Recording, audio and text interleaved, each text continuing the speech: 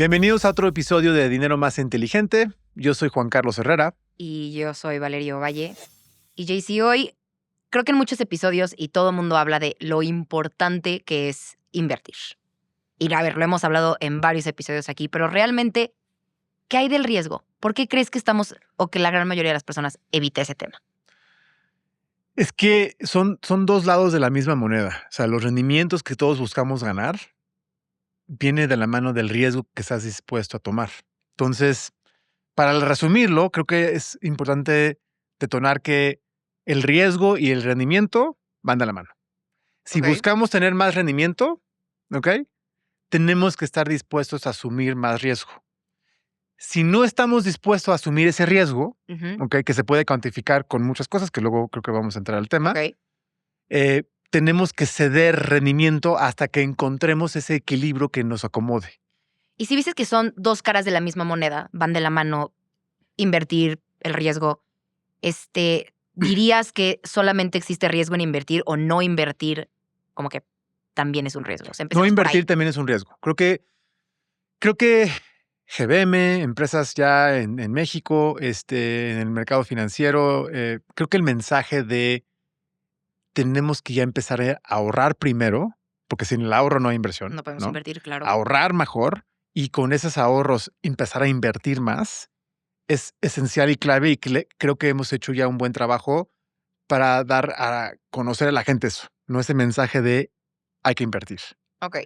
Pero ahora ya que todo el mundo como que tenga, ya que existe el acceso a invertir de manera relativamente fácil, como empresas con GBM que te dan un acceso a Ujú. todo el mercado, universo internacional, nacional, de donde quieras invertir, ¿no?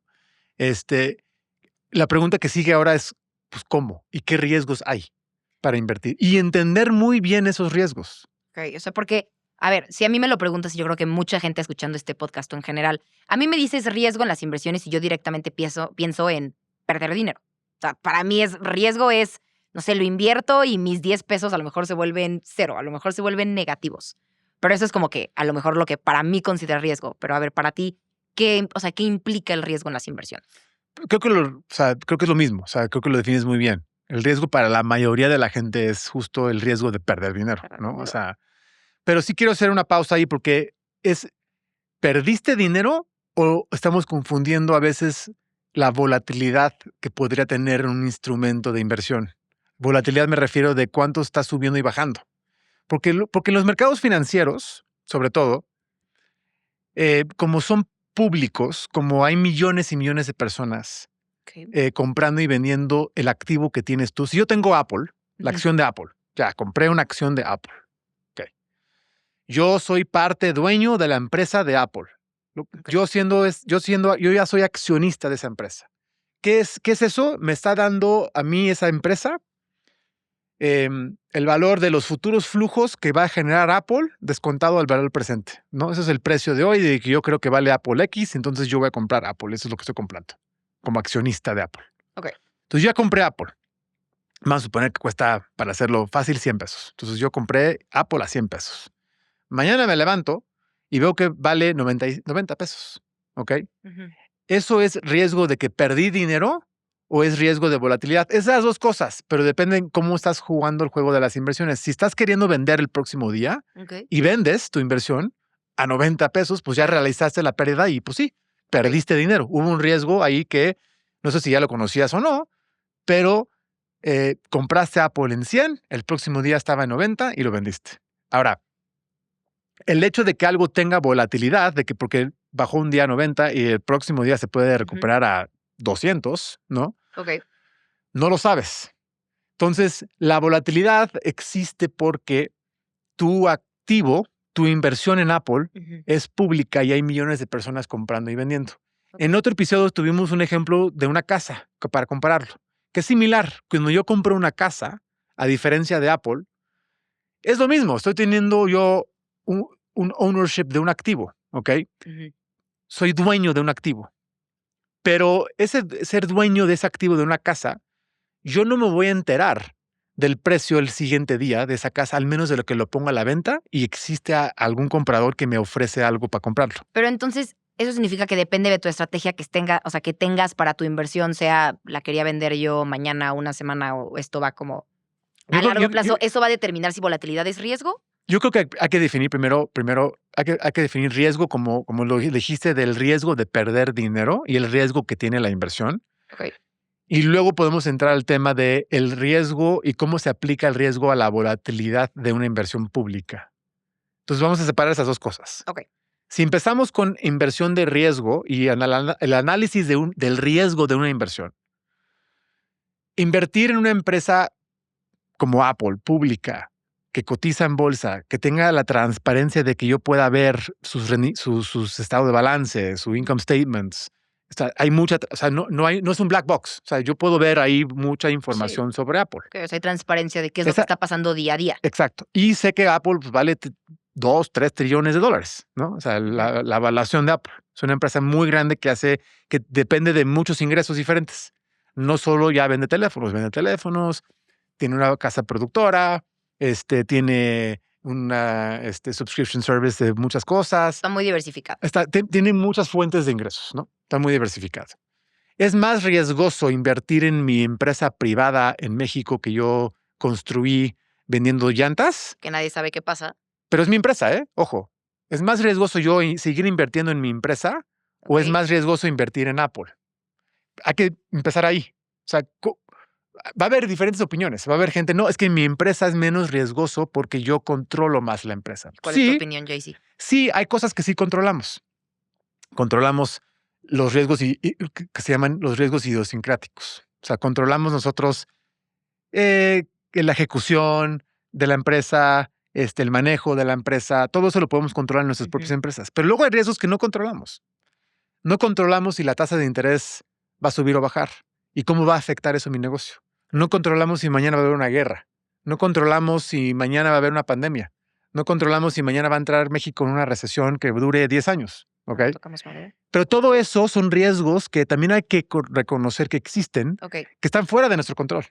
Entonces, algo que parece o puede parecer muy estable puede ser bastante riesgoso si estamos considerando toda esta parte que como que no estamos viendo. Exacto. Entonces, yo creo que primero tenemos que determinar como inversionistas qué riesgos controlamos y qué riesgos no controlamos. Como inversionista, controlamos la tolerancia de riesgo Ok. que estamos dispuestos a tomar. Cuando hablamos de inversiones que cotizan en bolsa, podemos hablar de qué tanta volatilidad estamos dispuestos a tomar o a asumir. Y aquí sí quiero decir que si estás invirtiendo en un portafolio diversificado, bien diversificado, y estás tomando lo que se le llama riesgo sistemático, ¿ok? Que es el riesgo que no puedes diversificar. El riesgo sistemático es el riesgo que no puedes diversificar. ¿Es el que no puedo controlar? No puedes diversificar. Si yo tengo un restaurante y quiero invertir en, quiero diversificar mi inversión en mi restaurante que tengo, puedo invertir en tu restaurante que tienes a través del otro lado de la calle, ¿no? Entonces ya me estoy diversificando un poco. También puedo diversificarme más invirtiendo en todos los restaurantes de México o del mundo. Me puedo diversificar aún más invirtiendo no solamente en el sector de restaurantes, puedo invertir también en otros sectores. Puedo diversificarme más invirtiendo en todos los países. Hasta que llega un momento donde ya no te puedes diversificar más. ¿Ok? Ese es el riesgo sistemático, el que no podemos diversificar. Y es justo el riesgo que sí te compensa antes de tomarlo. ¿Ok? El riesgo que no te compensa antes de tomarlo es el riesgo idiosincrático. Ok. ¿Pero a qué te refieres con te compensa? O sea, no deberías de esperar que tenga un rendimiento esperado positivo por asumir ese tipo de riesgo.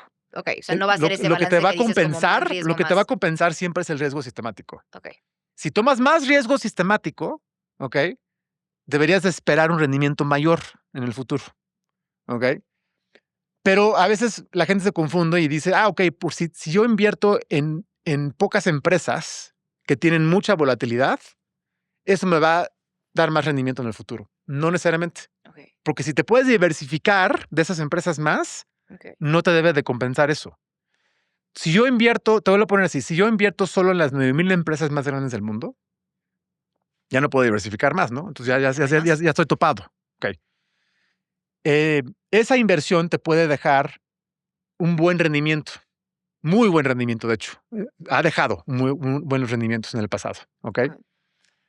Pero para obtener esos rendimientos tienes que asumir una volatilidad que puede llegar a caer y que ya ha llegado a caer. En el 2008, por ejemplo, llegó a caer creo que 53%, 55%.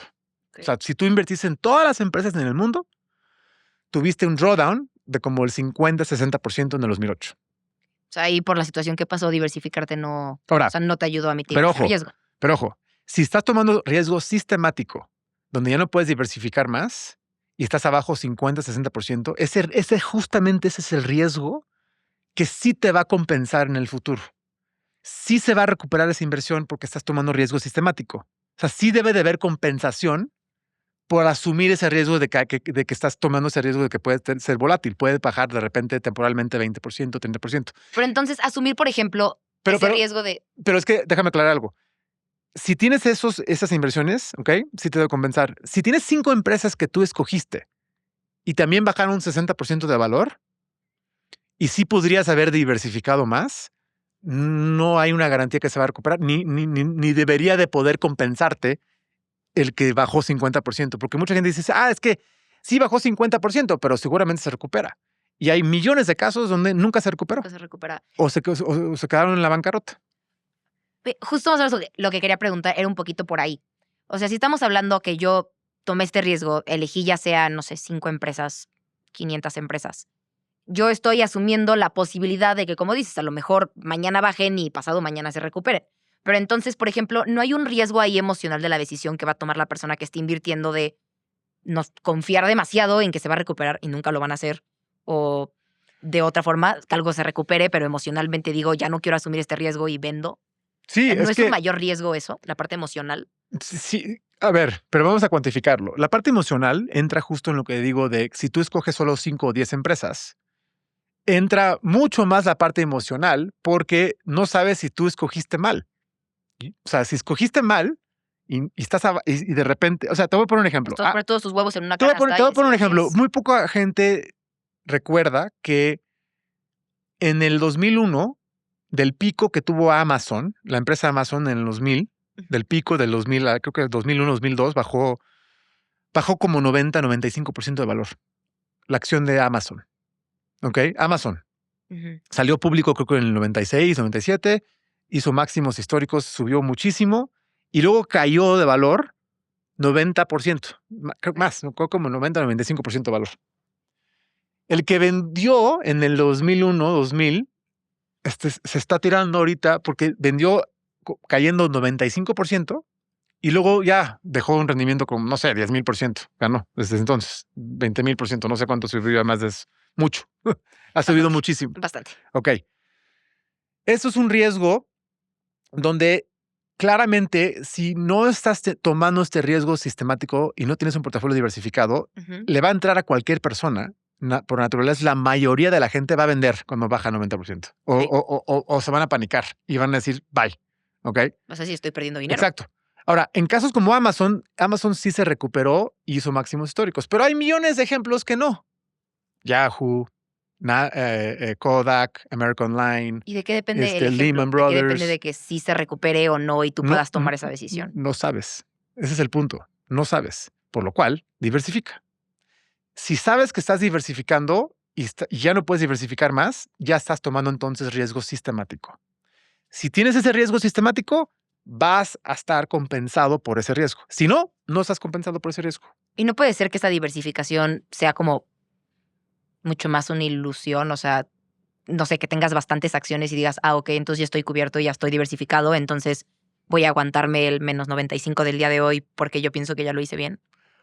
Como si tienes tú ya un portafolio diversificado y dices que caído 95%. O sea, me refiero a realmente cómo sabes que sí estás bien diversificado. No puede ser solamente una ilusión porque dices, tengo muchas acciones, entonces ¿estoy cubierto? No puede ser, hoy tengo 20 acciones y ya estoy diversificado. O sea, tienes que sí, es que siempre hazte la pregunta, ¿puedo diversificarme más?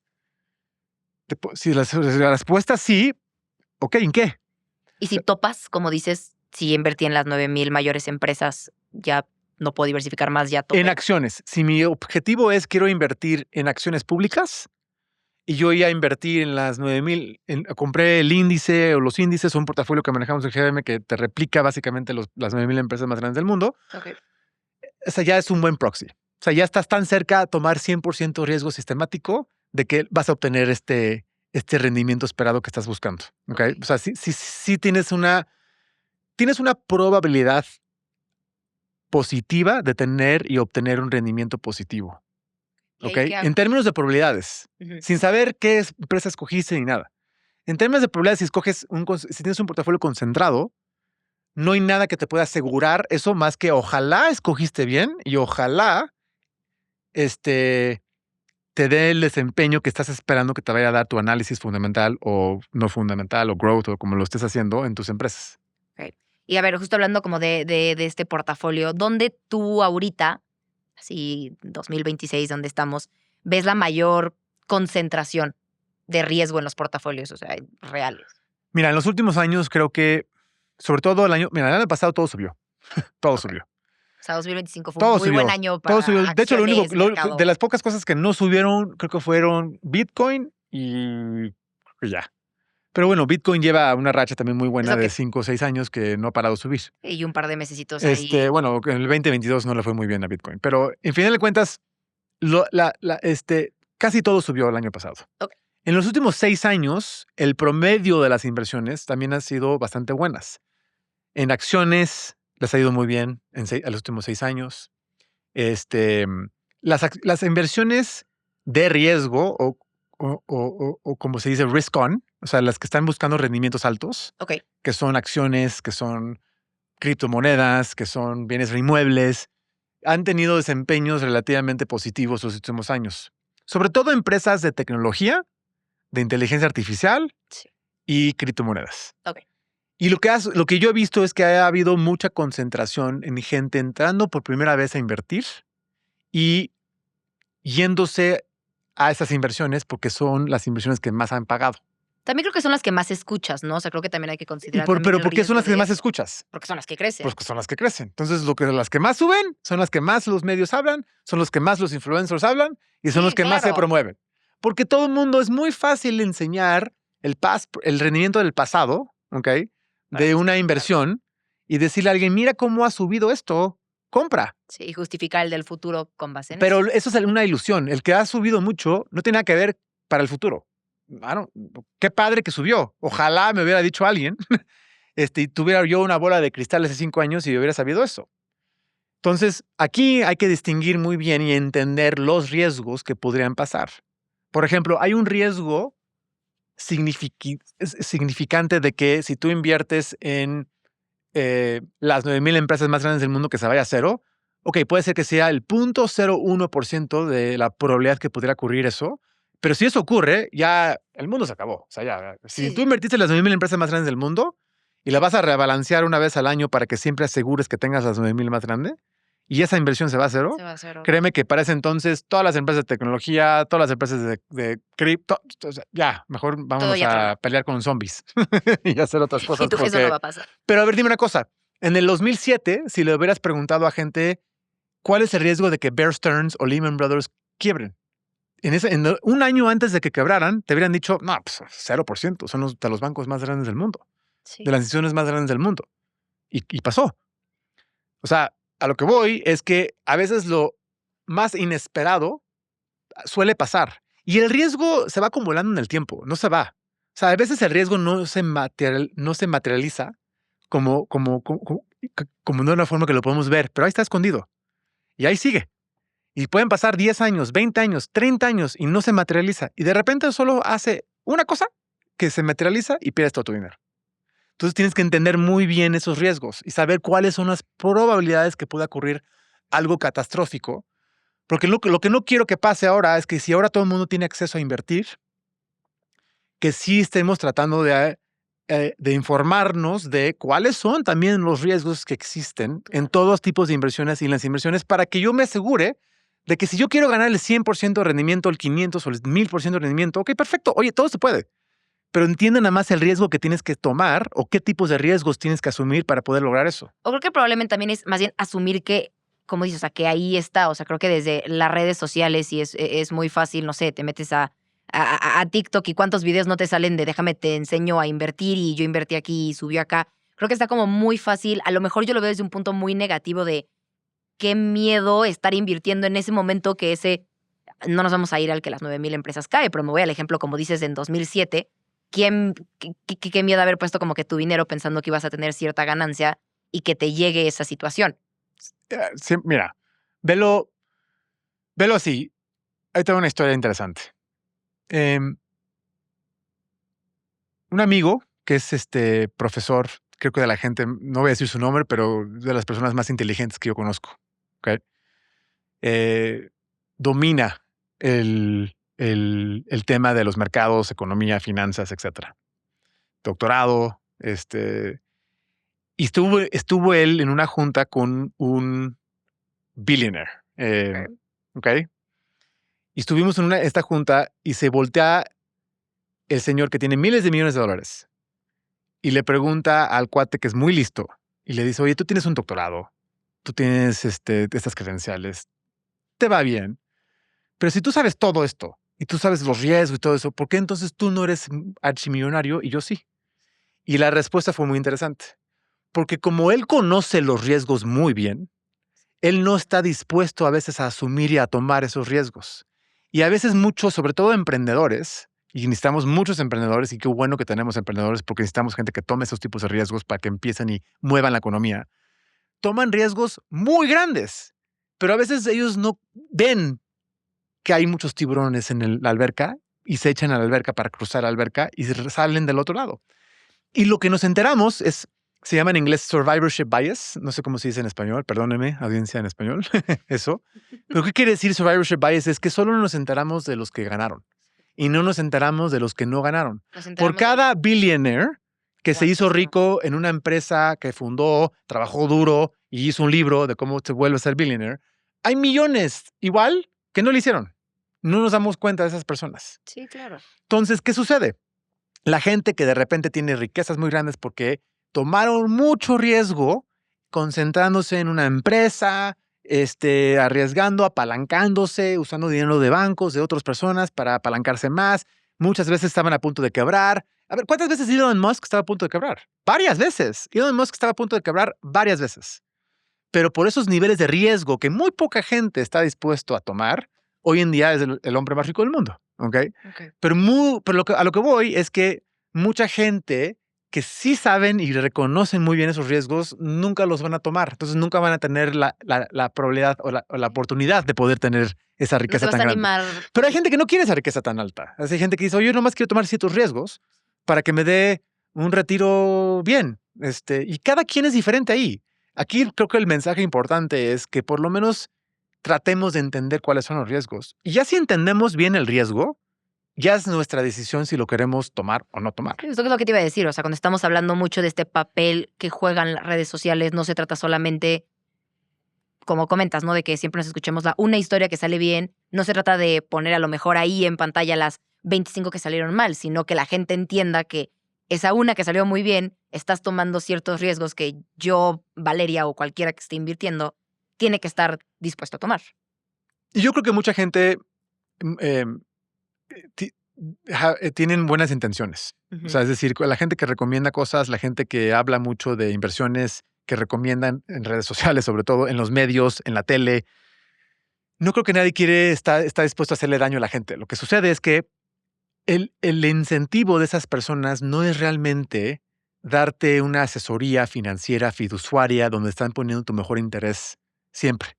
Lo que están queriendo ellos es, pues, audiencia. Sí, claro. Clics. El negocio de eso quieren tener una audiencia de gente que lo siga para que ellos puedan monetizar eso. Entonces, no, lo que yo digo es que nomás hay que checar muy bien que lo que escuchemos como recomendaciones, si realmente hagamos un poco de esfuerzo de entender, oye, pero ¿qué realmente es el riesgo de esto? Y hacer un poco de tarea de entender primero ese riesgo y ya después de que sí lo entendemos, ya, ok, decide si lo quieres hacer o no. Sí. Vale la pena. ¿Qué tanto quiero absorber? ¿Qué tanto? Pero el riesgo, la tolerancia de riesgo de cada quien es diferente. Entonces ahí sí creo que no es un one size fits all. No es un tema donde yo puedo decirle a la audiencia ahorita, Juan Carlos Herrera recomienda que hagas esta inversión.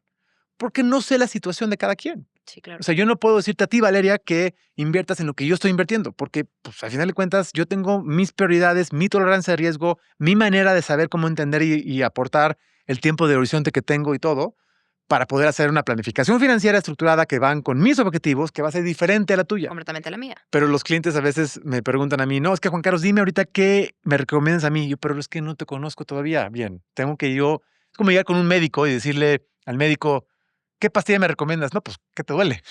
O sea, ¿qué? A ver, No, y tu platícame cuerpo un va a poco. reaccionar diferente al de la otra persona. Exacto. Y justo como, por ejemplo, a ver, hablando un poco de reacciones, usando aquí como que la analogía, en esta parte como, por ejemplo, de experiencia emocional o prioridades, ¿qué tan importante es para una persona que, a ver, estamos hablando de ve el video y se emociona y dice, ok, aquí están los riesgos, no, me voy a poner a invertir? ¿Qué tan importante es en el momento en el que decides empezar?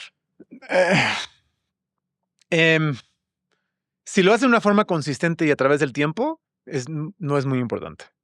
Porque si tienes un tiempo de horizonte de 5, 10, 20 años, entre más tiempo de horizonte mejor, Ok. ¿ok? No importa. Si tienes un tiempo de horizonte de muy corto plazo, Ujú. de 2 años, 1 año, 5 años, creo que no hablamos mucho de eso en este episodio, digo, en este podcast. Sí, lo Hablamos vemos mucho de más. largo plazo. Ujú. Ahí sí creo que aún más tienes que ponerle cuidado a los riesgos. Si tienes un tiempo de horizonte de largo plazo, puedes tolerar un poco más de riesgo porque tienes chance de recuperarte. Ok. Sobre todo si definimos riesgo como volatilidad, entonces sí puedes tomar más volatilidad, puedes tener más fluctuaciones en tu portafolio si tienes mucho tiempo. Ok. Pero si no tienes mucho tiempo, este, solo tienes realmente que poner, o sea, tienes que ponerle primero mucha atención a, oye, esta inversión tiene alguna probabilidad de que me deje pobre, de que pierda todo mi dinero. Yo riesgo de que pierdas tu dinero. ¿Ok? Uno, porque pues, suena muy padre que alguien me ofrezca el 15%, pero De que ¿cuál es el sí, riesgo? sí, sí. ¿Existe la probabilidad de ¿Cuál que es yo el pueda catch? darle ese 15 y que de repente un día amanezca y me dice, ya, bye, ¿Y tu tu dinero, dinero? puff, se fue? ¿Ok? Ok. Entonces hay que entender mucho ese riesgo. Y dos, recordar que el punto de partida de analizar riesgo siempre lo puedes ver con el instrumento que no tiene riesgo en México, que es el CETE. O sea, en México, el CETE siempre puedes ver cuánto pagan CETES y ese es tu ancla. No deberías de invertir en ninguna inversión que no te da por lo menos un poco más de CETES. Porque si no te da un poco más de CETES, Pues, ¿para qué estás tomando el ¿para riesgo? qué tomas el riesgo? Invierte en CETES. O sea, no hay riesgo. ¿Ok? Sí. Ahora, eso puedes siempre usarlo como guía para saber qué tanto riesgo podría haber en esa inversión. Si alguien te está pagando el 15 y te dice está garantizado y te pago el 15 y el CETE te paga el 7, pues hay pues un spread del 7, del 8, ¿ok? Entonces ahí lo importante es, oye, pero espérame, si, si me está dando mucho más rendimiento esto y es equivalente a prestar el dinero, ok, pero ¿por qué? Sí. Nadie lo está haciendo de buena onda. Y nadie te regala dinero, Y nadie te entonces. regala dinero. Entonces nomás es, ok, trata de entender un poco más el porqué de eso. Trata de hacer un poco más de investigación, entiende un poco los riesgos, no solamente la volatilidad, sino también entiende los riesgos de qué hay adentro de ese instrumento que te está dando eso. Y ya entendiéndolo, dices, ok, ya entendí por qué está respaldado este préstamo por ciertos activos. Si todo va mal, por lo menos me va a garantizar el terreno, o no sé qué, no sé. Pero al final de cuentas, haces esa tarea para que sepas vale la pena o no vale la pena. Entonces, justo cuando estamos hablando a lo mejor de un corto plazo, mediano plazo, justo tener como que un poco ese panorama de qué involucra el riesgo que estoy involucrando es como algo muy importante, sobre todo si estamos, no sé, poniendo dinero que a lo mejor voy a necesitar. O sea, ¿qué Todo el pasa en mundo, esa situación? sí, es que déjame echarme un paso para atrás también, porque todo el mundo, y yo tengo una pregunta muy frecuente con clientes que me preguntan, Juan Carlos, hablas mucho de largo plazo, hablas mucho de, pero yo la verdad ya estoy acercándome a los 70 años de edad, he hecho mi patrimonio y la verdad quiero ver qué me puedes ofrecer de 5 años, 10 años, ¿no? 3 años hasta eso. Y ahí para muchos de las metas que quieren, sobre todo gente que se quiere jubilar, Ujú. que están acercándose ya a quererse jubilar, Ok. eh, desafortunadamente lo que les tengo que decir en muchos casos es, sí te podríamos tratar de hacer un portafolio de inversión que te deje mucho rendimiento. Pero recuerda que eso tiene que venir con mucha volatilidad, por lo menos, riesgo. ¿Ok? Entonces, si tú no puedes tolerar que baje de repente 30% en un año, la única otra manera de poder llegar a la meta que me estás diciendo que necesitas para poderte jubilar, para poder vivir de tus ingresos, es desafortunadamente tener que ahorrar más. Tienes que ahorrar más. O sea, solo hay dos factores aquí. O puedes ganar más interés para tener más en el futuro, o puedes ahorrar más. Son tus dos palancas. La que podemos controlar más es el ahorro. Porque el rendimiento, desafortunadamente, cuando estamos, ese es el peligro. El peligro es cuando ya estamos urgidos de que necesitamos ganar el 20% porque si no, no la libramos, porque nos queda poco tiempo, ¿no? O nos queda 5 o 6 años. El tratar de buscar esos rendimientos altos con poco tiempo de probabilidad es donde mucha gente se mete en problemas. Ok. Y ahí es donde yo diría, oye, pues chance hay que trabajar un poco más Es lo de que te decía, en tiempo. esa situación, ¿qué hago? O sea, Tienes que ¿cuál es mi solución? Tienes que encontrar cómo usar tu capital humano, que es diferente a tu capital financiero, que es cómo tú puedes producir ingresos, de cierta forma, empleo, consulting, como se pueda encontrar la forma de generar ingresos. Y de esos ingresos, cómo puedes siempre aportar algo de esos ingresos a un ahorro y que ese ahorro se invierta. Y que ahí sí se empieza a volver el interés compuesto para que podamos otra vez reanalizar qué probabilidad tienes de llegar a la meta que estás buscando para poderte jubilar o para poder vivir de tus inversiones. O por lo menos lo que me dice mucha gente es, ok, no me tiene que dar todas mis ingresos, que me dé el 70% de mis ingresos, o el 60%, ok. Pero de nuevo, hay dos palancas. Rendimiento es una y ahorro, el porcentaje del ahorro es otro. Y a ver, aquí estoy cambiando un poquito el tema. ¿Qué hay de la liquidez? O sea, ¿es un riesgo importante, no tan importante? ¿Por qué siento que tampoco se La, habla liqui- mucho? la liquidez, de hecho, creo que es mal entendida. La liquidez es algo que baja el riesgo, Ok. ¿ok?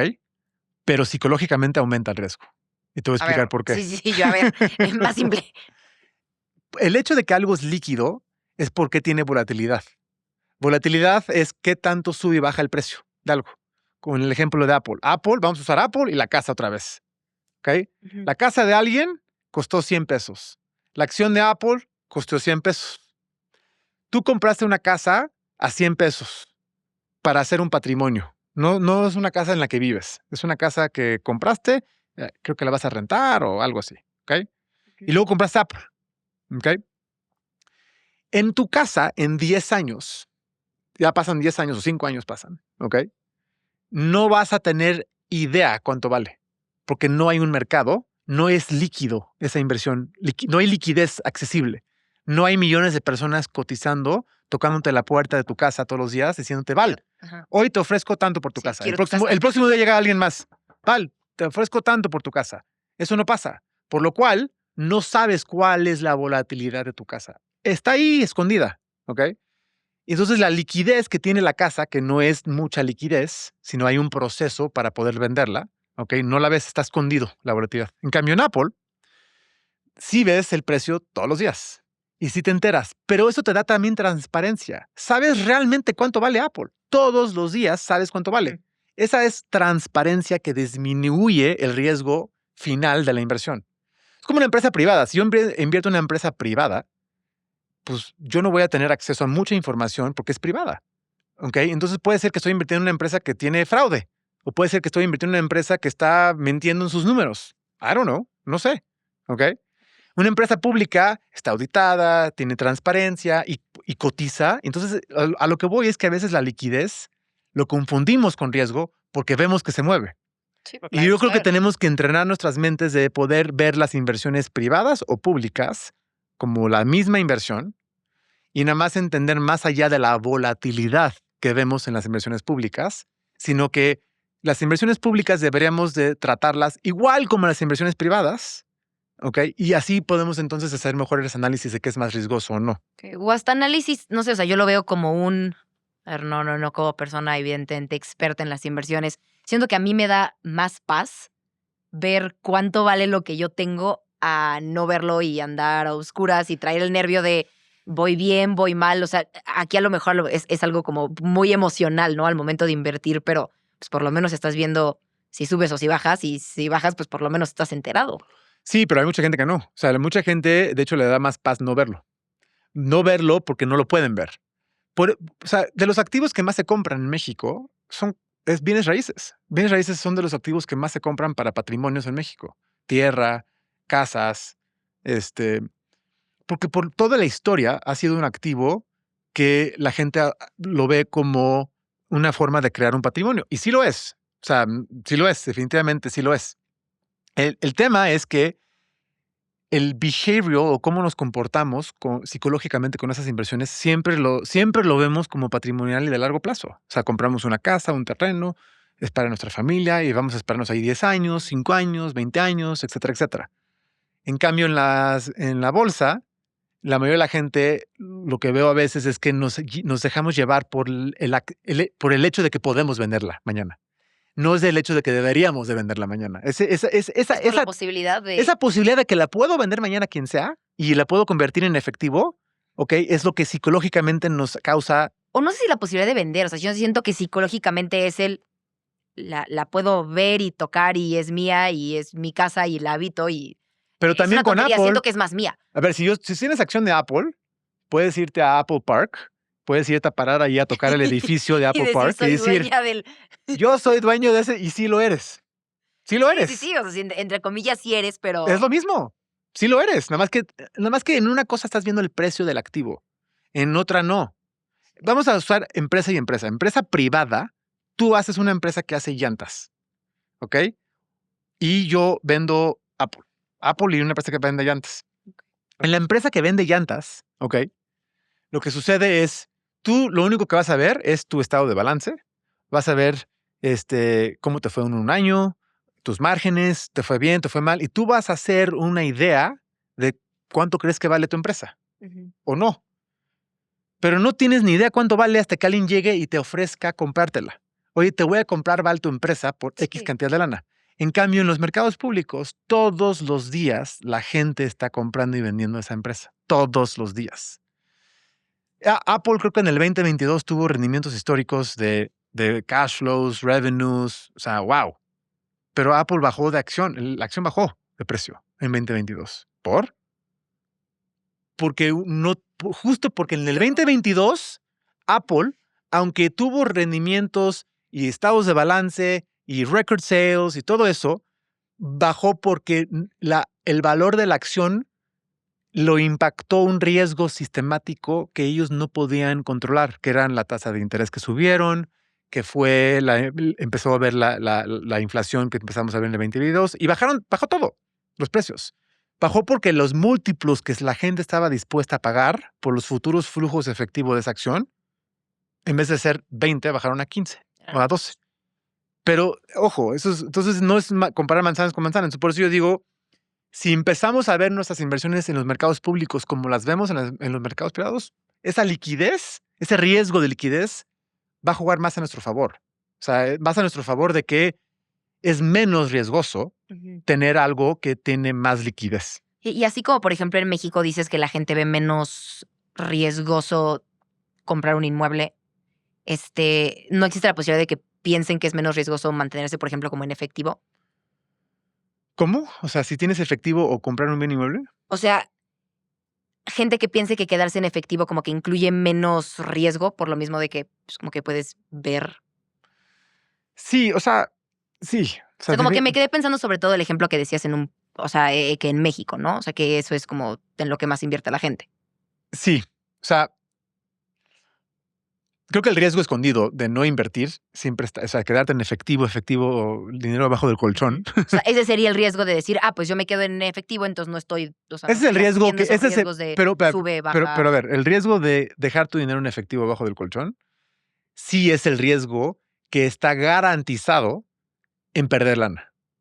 Eso es un hecho. Eso sí es un riesgo que hay que reconocer. O sea, sí, por eso te dije al principio que ya por lo menos la gente nos estamos enterando que hay que empezar a invertir más. Sí. Porque no queremos que nuestro dinero efectivo pierda valor abajo. Pierda valor, porque eso sí está garantizado. O sea, Sí, si yo tengo lana abajo del colchón, en 10 años va a valer menos de lo que vale hoy.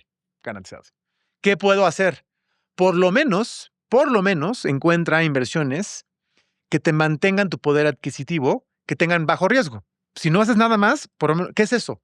Pues invierte en CETES, invierte en un fondo de bonos de empresas de muy alta calidad, de muy corto plazo, ¿no?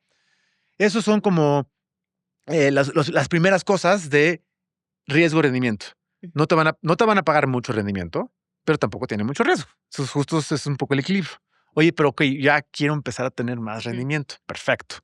Entonces ya se empieza a abrir tus oportunidades de inversión. Okay. A acciones, a private equity, a bienes inmuebles. O sea, hay muchas cosas que ya se pueden empezar a considerar que te van a dar más rendimiento. Nada más aquí el tema es no nada más dejarnos llevar por el rendimiento. Pues lo que es lo que te iba a decir, o sea, si pudieras, no sé, quedarte como que con una idea de este episodio, ¿qué sería? O sea, yo me quedo creo que mucho con la parte que platicábamos de que ahorita con las redes sociales, con los medios, es algo muy bueno que la idea de invertir está en mucha gente y le está llegando a personas que no necesariamente por el hecho de estar en el medio, en finanzas, lo que fuera, dicen, no le entiendo, entonces no invierto, ¿no? Sino que ya se está empezando a tener un poquito esta cultura de, ok, voy a crecer mi dinero, voy a crecer mi patrimonio, voy a invertir, pero no dejarte ir con el todo son ganancias, ¿no? Sino tomar nada más un poquito atrás el paso de, ok, esto conlleva riesgos y a lo mejor el video no lo dice, pero hay que entenderlo. Sí, yo creo que lo más importante es que no nos dejemos llevar por el rendimiento nada más. Si vemos que alguien nos paga el 15 y alguien nos paga el 10, no nos vayamos nada más con el que paga el 15. Primero hay que entender, ok, ya veo que este me paga más. ¿Por qué? Siempre hasta se pregunta, ¿por qué? A ver, pues investiguemos. Hay que entender un poco el por qué nos está pagando más. No son por buena onda, de nuevo, es por algo. Ya que entiendes ese algo, ok, me están pagando más por X, Y y Z. Ok, la pregunta entonces es, ¿estoy dispuesto a tomar ese riesgo o no? Ya cada quien va a determinar si sí o no. Pero creo que esa es la pregunta mágica.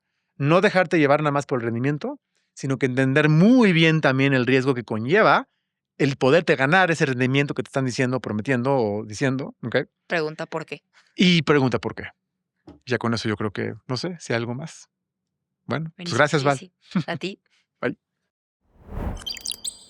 Las opiniones expresadas en este podcast son exclusivamente a título personal de los participantes y no representan la posición de ninguna empresa, institución o entidad con la que estén relacionados. Este contenido únicamente tiene fines informativos y no debe interpretarse como una recomendación de inversión o asesoría financiera.